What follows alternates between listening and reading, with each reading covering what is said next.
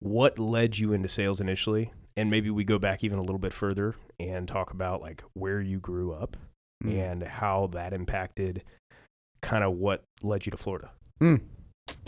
Okay. Yeah. So, there you go. go. Well, born in Baltimore, Maryland, Mm-hmm. and my family was entirely dysfunctional, as I'm sure most people that would listen to this probably can agree to that with their own family. But my mother decided at 11 that we were going to, so my family divorced at 5. And my father went out to a few places, but he wanted to be an actor. So he went to California when I was 7. Your dad wanted to be an actor. He did, yeah. He wrote a screenplay. I can't say that surprises me based on your dad just meeting him, but I was not expecting that. Yep. Okay. All right. So at 7, he went to Boston for someone, and that didn't work out. Mm-hmm. He wrote a screenplay, and I had actually, I can recall reading parts of that screenplay. Was it good? And it take like a Christian Steven Seagal screenplay. Okay. I mean, because he's that era, he's that era. Yeah. And then that was that screenplay. So he wrote it, and then he went out to California, and he was there from when I was 7 to 17. So I spent time there, and he remarried, and how old were you when you moved from Baltimore to I was 12. California with him? Oh no! I went from Baltimore to Florida, but he went to California when I was 8, Okay. 7 or 8 years old. And your mom and dad met in Baltimore? They met in Florida? Baltimore. Okay. Yep. Well, I won't divulge too much We of don't his need to life. go into the dirty But details there. yep. So he met my mother. He came back from California. He had gone to he took his motorcycle from Baltimore to Los Angeles right after high school. That'd be a pretty cool trip. Yep. I feel like cross country on a bike. He'd be a pretty Be interesting person to I talk think to. we should. His journey has been pretty impressive. Is something. Yeah, for sure. It definitely. He's a very interesting man. I feel like crap. I don't want to blow your head up too much, but I feel like No, you don't want to do that. it's already there. But you and your father, I sometimes compare to people or make a comparison to the most interesting man in the world, Mr. Dos Equis. What's his name? He definitely. I mean, give me 25 years and maybe I'll give him a run for his money. But he definitely has done some very interesting things. He's a smart man. Mm-hmm. So, but he went out there, and then I never lived with him full time. Okay. I'd visit for 6 weeks a year. Okay. So we didn't really have a super close relationship. But I thought you lived out there for a period of time. I was just there 4 weeks every summer, and basically 2 weeks in the winter, whenever we had school breaks. Okay. So I'd head out there, and then so my mom and stepdad. My mom since passed, but and my stepdad. So we went out to Florida, and that was to basically seems to be able to separate from the wildness that was the family in Baltimore. Okay. And then so I was there from 12 until 19 or so, Okay. off and on. Mm-hmm. And Until you then- went to college. Well, I went to school initially. So I mean, this is part of the journey, right? I failed my freshman year of high school. That's right. Yeah. Oh, that's Me and two of us. There were 3 of us in this really trashy batch of humans who decided that the better kids were working on good GPA, so we would see who could get the lowest of the 3. And sounds like a great game. it was to play. it was a tough competition. Yeah. I ended up taking the honors Okay. of a 0.9 GPA my freshman year of high school. Look at you now going to law school. That was insane. Well, get there. that's the so that 0.9. So I did not know. I did not know that I wasn't going to be a sophomore until what I thought was going to be the first day of my sophomore year. Okay. I went to school, and this was Ocala, Florida. You went to Forest High School, and I went to the wall, and I was looking for my name on the 10th grade list. And my name wasn't there. So I went to the counselor, and I said, I can't find any of my classes. I mean, I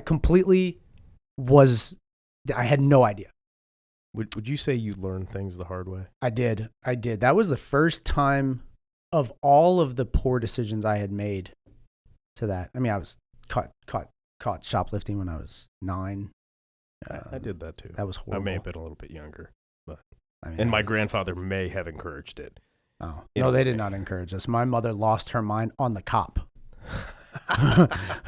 Now she was probably a 12-pack of Milwaukee's Best deep at that time. Right. Yeah, was that her choice? That was the go. Well, once the I mean Milwaukee's Best. Best, not Busch Lattes.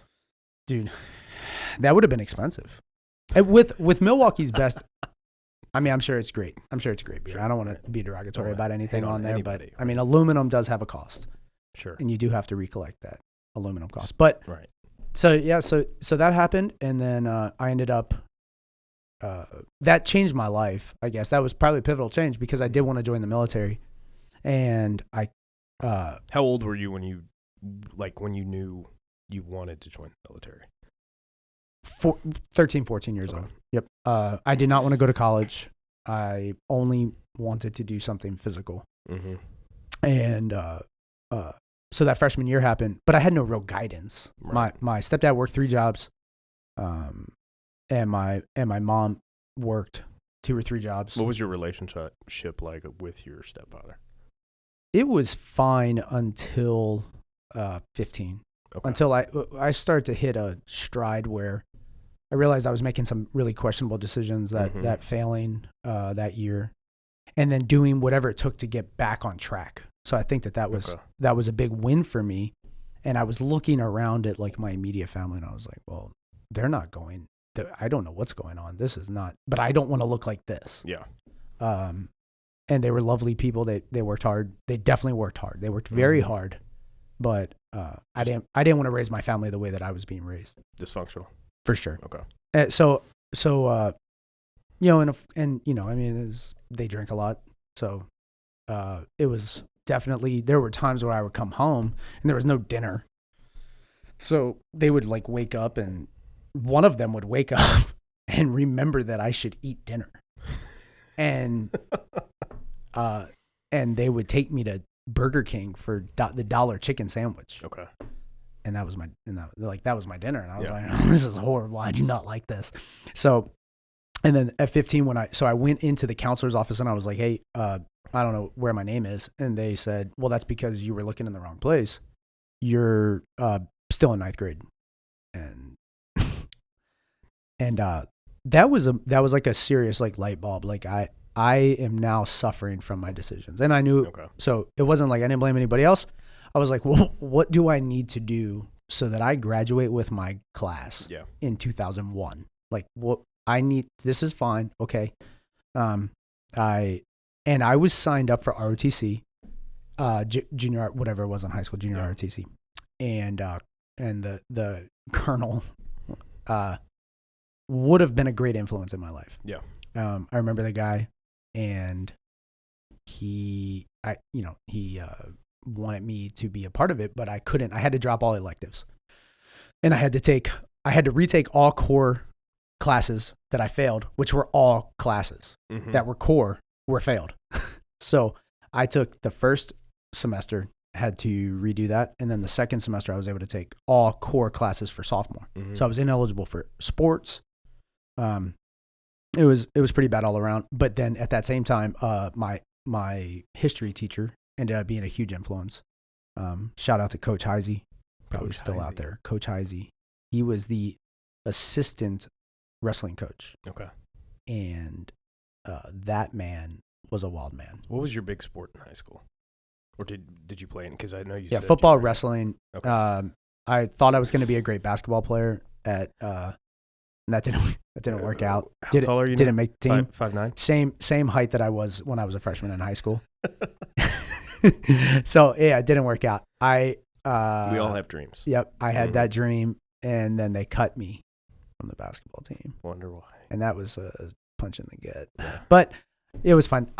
So fast forward to when you like you're out at your dad's. I know, like you said, you've lived in a pretty interesting spot out there because he was a financial advisor at that time, right? So from so I finally caught up, graduated, and so my senior year I was homeschooled.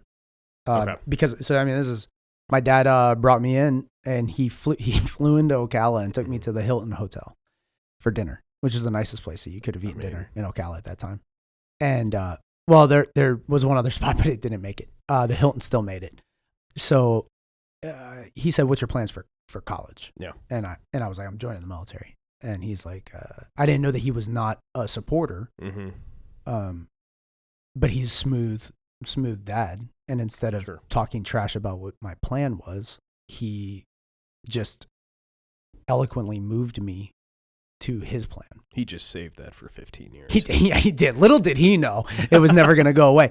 But he at that year 16, he brought me in, and then he's like, "Hey, what do you want to do?" I told him, and then he said, "Well, what kind of car do you want?" Okay. And I told him what I wanted. Jeep Wrangler. Jeep Wrangler. And he said, "Okay, well, if you agree to a couple things, then I'll buy you the Jeep." Okay. And I could get the Jeep before I did those things that he was asking for. Okay. So that was pretty cool. Yeah. And then how many years later after getting the Jeep was it T-boned by a moose? My Jeep was not T-boned by the moose. My parents' Jeep Cherokee was T-boned by a moose. Had I been in the Wrangler, I would have died. That's very possible. That's what the cop said. Cop said, "You wouldn't admit it." Because there was no top, no doors, no nothing. And it was Park City, Utah. Did it roll it? The Jeep? Yeah. No, no, somehow it didn't. It didn't roll it, but it didn't roll the Jeep Cherokee. How fast were you going? 62 miles an hour. You have had really good luck with vehicles. Yeah, there's stories that won't even come up. We'll get to those another time. They won't come. Yeah, that's going to be way down the line. Yeah, there's people who may listen to this and be like, "I know one of those stories." Yeah. So I ended up going and living with him, and that was that was an impactful year because then it was like, okay, I see the other side of what life can look like. Yeah. And I got to travel all over the country, go to museums. My dad's approach was incredibly helpful for somebody that was very active. What clarify that? So we went to Barnes and Noble, and we bought our own books. Okay. So we went, I guess by today's standards, the hot topic word would be unschooling. There's some people that are pretty well known that talk about how they do unschooling for their children. And that would be it's self-directed. Okay, so it's kind of more of a homeschool approach. It's a homeschool approach, but without a curriculum. Okay. So it's radical. Like, nobody is coming and saying, "Oh, well, you're not teaching the right stuff." In order to do it that way, I had to go to the state of California to take a proficiency test, which gave me a high school diploma instead of a GED. Okay. So, which was very cool. So, I remember going there with him. To that point, I had never read a book in my life. And how old were you? 17. Okay. I still had not read a book. So, yeah, I had a lot of making up to do. So we bought a book. He's like, "Hey, what are you interested in?" We bought a book on Alexander the Great. We bought something on Shakespeare. He made me read some Latin, which I don't think ever stuck. Mm-hmm. And then we did math and science. Okay. And he picked out some of the stuff. I picked out the other stuff. And then we had a pretty set curriculum. I read the Bible every morning. I worked out every day at 6, which was not his curriculum. And then at 7, I had Bible with breakfast. Mm-hmm. I watched the news. And then I did the core stuff that he would work with me on. And then that's how it went for a year. And then he would travel for work, and he was doing some finance stuff and some technology stuff for a law firm. I'm not gonna say the name, sure. But the guy was a sports agent, and he had offices in 4 hot cities. Right. So I would go with my dad, and then we would go to the museums, and then one of my responsibilities was write some essay about something or how it impacted history. It was really pretty cool. But while I was there, then I was like, well, all of this is a replica. Mm-hmm. We were in Pittsburgh one time, and I was like, everything in this museum is like a replica of something else. Yeah. Like, where's the real thing? And then so I really wanted to do that. He made that happen. So then the end of that year, my senior year, went to California. Got my high school diploma. We went to Europe, went to the real museums, did the real thing. That was an awesome experience. I probably never thought I would ever go back to Europe after that.